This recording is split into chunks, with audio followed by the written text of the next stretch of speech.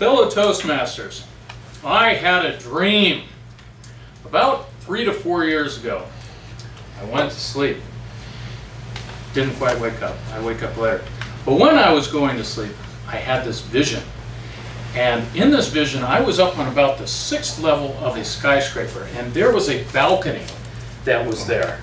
And this gentleman who was right next to me had his cap blow up. This big wind came up, the cap blew off, and he went to go grab the cap and he fell off the balcony, 6 stories high. And I ran over to the balcony to see him squash against the bottom. And instead, this big wind got bigger as he reached the ground, and it scooped him up so that he ended up landing in a run instead of being flattened against the pavement below. And I turned to the crowd that was next to me and said, "That was God. Did you just see that miracle? He should have been squashed, and instead the wind came up and saved this guy." And they looked at me and said, "That wasn't God. You're full of it. There is no thing such as God. That was just a freak accident of the wind. It can happen." And I said, "No, it wasn't. It was God." And they turned away and ridiculed me and treated me like I was crazy. And then off, and from a cloud, came this figure flying in like Obi-Wan Kenobi. And he comes and he flies in and grabs this guy who had managed to get his cap on the ground and scoop him up and bring him back up and place him on the balcony right in front of me. And I'm saying, "I told you it was God. Here he is. Look, everybody. He just scooped that guy up. He's coming to place him right on the balcony." And people took one quick look at him, and then they cast their eyes down on the floor. And they looked mortified and embarrassed. And they couldn't look at him. They did not want to look at what was obviously God standing in front of them, having flown in to rescue this guy and bring him back up to the balcony. And meanwhile, I'm saying, "There he is, there he is. It's proof. I told you." I can't keep it in. "I told you so, I told you so." It's not exactly a Christian sentiment, but that's what I was saying. And then God stopped looking at the crowd that had their eyes fastened on the ground and looked at me, and I was filled with this overwhelming emotion that I have never felt before. And it was so powerful, it welled up inside me, and it caused me to wake up. It was so powerful. And it wasn't until a couple hours of being up that night, having been awake, that I figured out that's what peace is. I've never felt it. It was overwhelming. It was wonderful. And I've only had small smidgens of that feeling ever since. It was a completely new emotion for me. I am going to relate this dream of mine in a couple different ways as part of a discussion that I had with my son when he was getting confirmed. He hasn't gotten confirmed yet. In our family, we encourage a lot of discussions, and he has been discussing why he doesn't want to be confirmed, and I have been trying to convince him that it's the right thing for him. And why is this important? Well, my son is a millennial, and I have some statistics. The millennials are a lot less likely to be religiously affiliated, and as a result, according to Pew Research, between the years of 2007 and 2014, so over 7 years, the percentage of our society that's religiously affiliated has gone from 83% to 77%. In the space of 7 years, 6.9% of our society no longer is affiliated with any religion. That's 1% per year. That's pretty dramatic.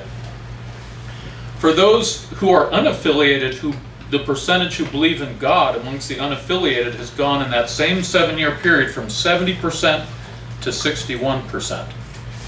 9% of our society in 7 years now no longer even believes in God if they're not going to church.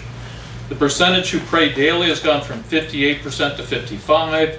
The percent who go and attend services at least monthly has gone from 54% to 50%. In a 7-year period of time, there's been a dramatic decrease in people's desire to even be affiliated with a religion. And that's despite a lot of Catholics coming in from South America and Mexico that could have made those numbers even worse if they weren't coming up. As an additional statistic, in the 1950s, 3 to 4% of the United States were Jewish. Today it's 1.8%. In a period of 70 years, they've been cut in half. So why do you care? Well, as George Washington said, if you take away religion, morality follows. Religion and morality are intimately mixed. We recently had mass shootings in our schools because we've gotten God out of our schools. In the 70s, they decided we could no longer have Bible study in our schools. You couldn't have prayers in our schools. Is there a correlation? That's up for you guys to decide. That can be a whole separate speech. But that is one reason why we should be concerned about this. So, in addition to my son's confirmation, which is important to me, he's come up and said, well, Dad, what do you think about Karl Marx? He said that religion is the opiate of the masses. What do you think about that? And I said, well, let's take one look in the Bible at where that wasn't the case. Jesus actually got angry at those who were in the temple who were exchanging money because you had to pay in religious currency for your tithing. And the money changers were charging an exorbitant rate to take the other currency and change it into Jewish currency. And so what did Jesus do? He took all those tables of money, he threw them on the floor, he fashioned a whip, and he whipped those people. Now, a lot of the people who go around talking about how Jesus is all filled with love like to forget about that story. But Jesus was not the tolerant, guy who believed in you can do anything that he's portrayed as. This is where he got mad at people who were taking advantage of those who wanted to pay their taxes to the church. Because the church used to collect those taxes and use it for welfare. They didn't have the big welfare apparatus that we have in today's society. So was that Jesus being an opiate of the masses, convincing people that they should just live with injustice, that they shouldn't fight it? No, that's a perfect example of him fighting against injustice. Now, Karl Marx would say, well, in many ways, religion is a crutch. And people who use religion are using it because they just don't have the other psychological capabilities to handle what it is that they're being faced with. I think that metaphor is pretty damaging because it makes people who have religion look to be disabled or having a problem. Whereas I think most people who go to church get that religious teaching and strengthening as like armor. It helps them to fight against temptation. It helps them to fight against evil. It helps them to go out into the world and make a difference. And there's plenty of people who are motivated by the religion to donate to the church, and that money ends up going to the poor. It ends up going to education. It ends up going to hospitals. It ends up going in a lot of ways that benefit our society. So to say that that's a crutch rather than armor to help them face the problems and the sins and the choices that they make in life, I think is not fair to those who actually go and do that. So then, if that isn't enough, my son comes to me and you can say, wow, does he really come up with this stuff? Yes, he does. I'm blessed. So he comes up to me and says, well, Freud says God is an illusion and that it interferes with reason and science. Wow. Wow. This is just amazing. It just gets better and better, doesn't it? So then I have to go to the internet and I have to come and find all this stuff to defend my faith. And I find out that as of the year 2017, 892 Nobel Prizes have been given out. 892. Now, who are some of the strongest faith people, the ones who take their faith the most seriously? I would say Jews happen to take their faith very, very seriously. And what percentage of those Nobel Prizes do you think have been earned by Jewish scientists, Jewish humanitarians? 22.5%. A quarter of those Nobel Prizes have been won by the Jewish faith. And yet what percentage of the population is the Jewish faith? 1.8% in the United States, 0.2% in the world. So they're getting these Nobel Peace Prizes at a rate 100 times more often than they would. So if you say that God is an illusion that interferes with reason and science, I just proved the opposite. You didn't have anything to say about that one. I'm starting to win the argument a little bit. So, tonight, yes, you're saying, yeah, baloney, it's just starting, it'll never end. So tonight I said, well, he has previously used the Epicurean critique of religion. And I said, can you go ahead and rephrase that for me tonight, son, because I'm going to Toastmasters and I want to be able to have pertinent information. And without even referring to it, he said, oh, sure, Dad. First of all, in regards to God ending suffering in the world, if he is able but not willing, he's malicious. If he is willing but unable, he is not omnipotent. If he is both willing and able, then why is there suffering? And if he is neither willing nor able, why call him God? He has this memorized. Yeah. He just right off the top of his head. I had to write it down. I couldn't memorize it for tonight's speech. I've got quite a case here, guys. This is not going to be an easy battle. So, if he is able but not willing, he is malicious. That implies that there's no free will. But we know that there is free will. Free will allows you to choose bad choices.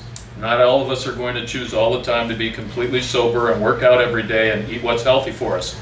We all know that occasionally we're tempted to drink too much, to not work out, and to eat a lot of crappy food. So, if you have free will, people have the right to make bad decisions.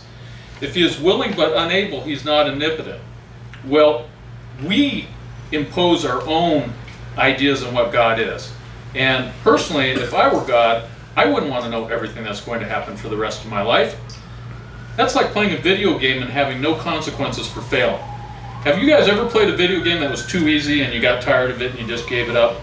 And then you played one that was too difficult and you got killed all the time and you gave it up? You want something that makes you feel like it has a small amount of consequences for making mistakes, but gives you some feeling of accomplishment when you actually do something good. God can do the same thing if he chooses. He can wear blinders, he can put on earmuffs, he can do something so that life is a surprise for him. If he is both willing and able, where cometh suffering? Well, guys, we have to reconcile faith with evolution.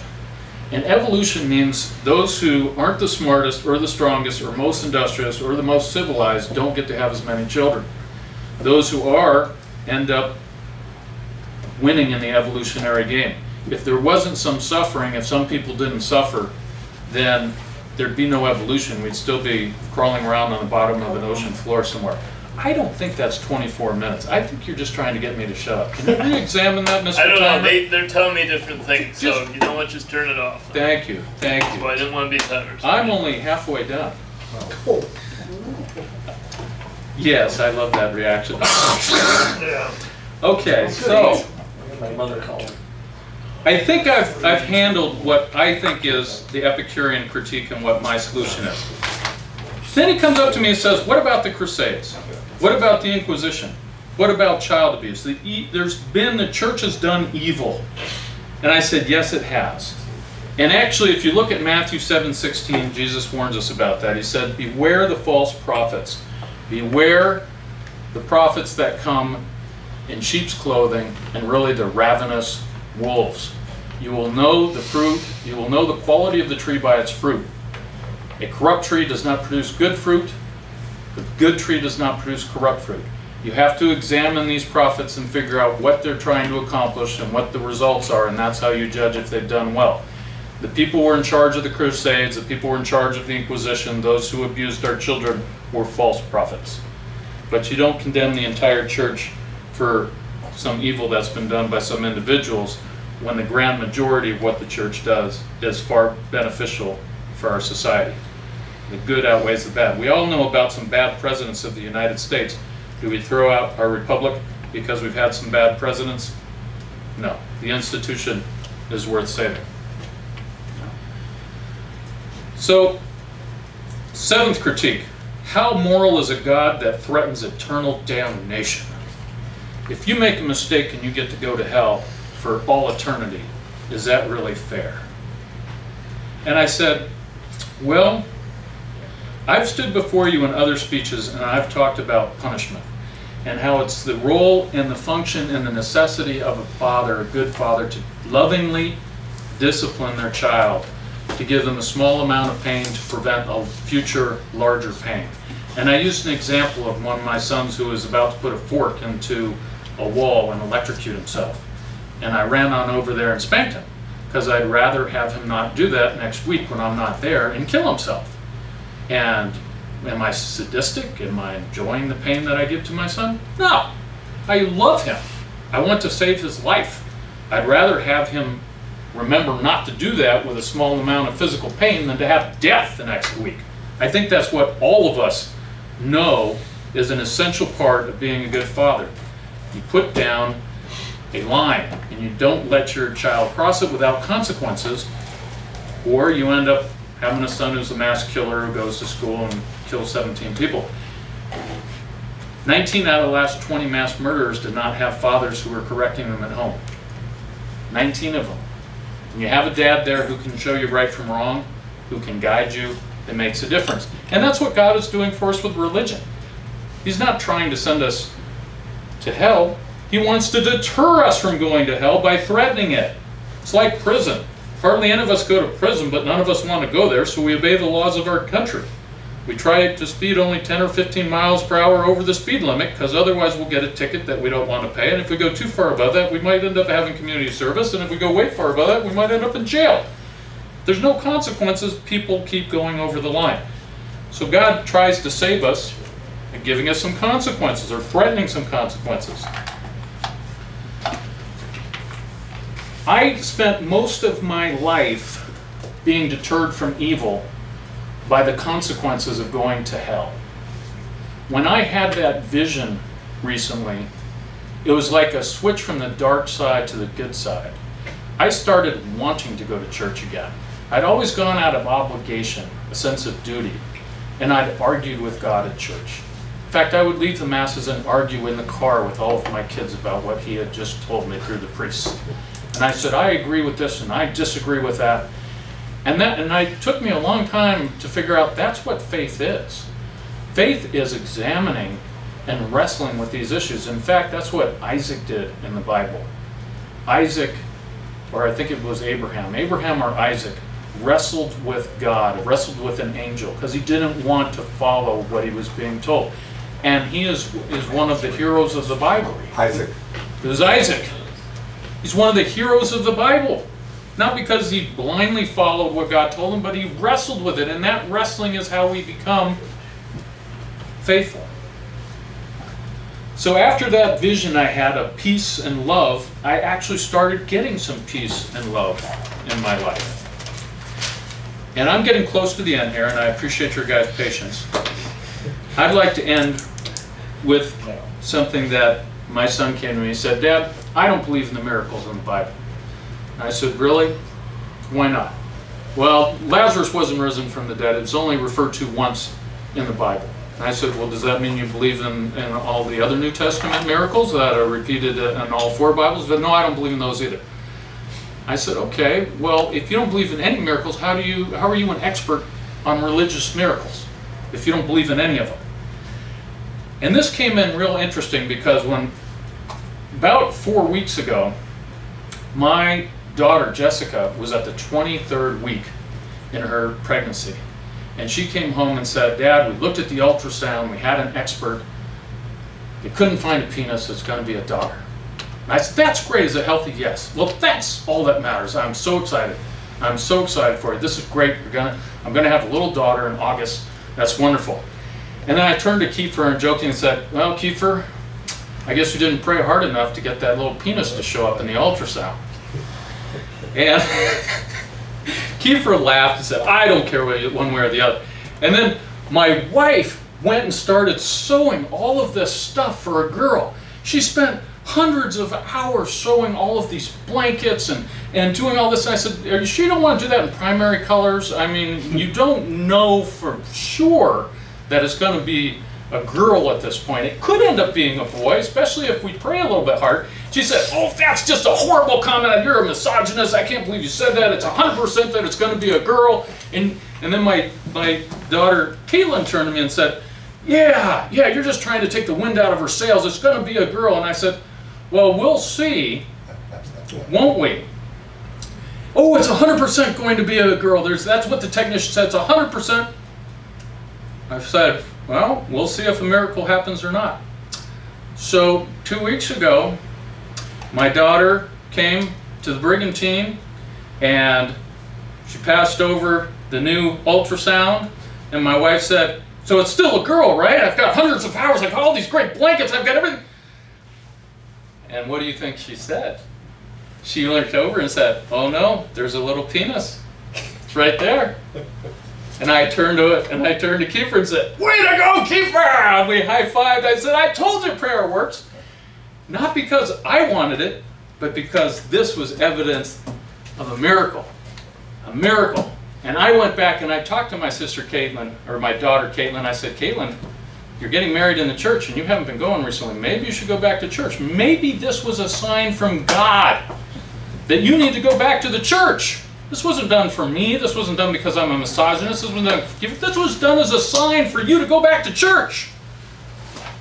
And I looked at my son and I said, "This is a miracle." He said, "That wasn't a miracle, Dad." And I said, "You wouldn't recognize a miracle if it came up and kissed you on the lips. This is a miracle. And you need to get confirmed, no matter how much I have to pay you to do it." Oh my God. Fellow Toastmasters.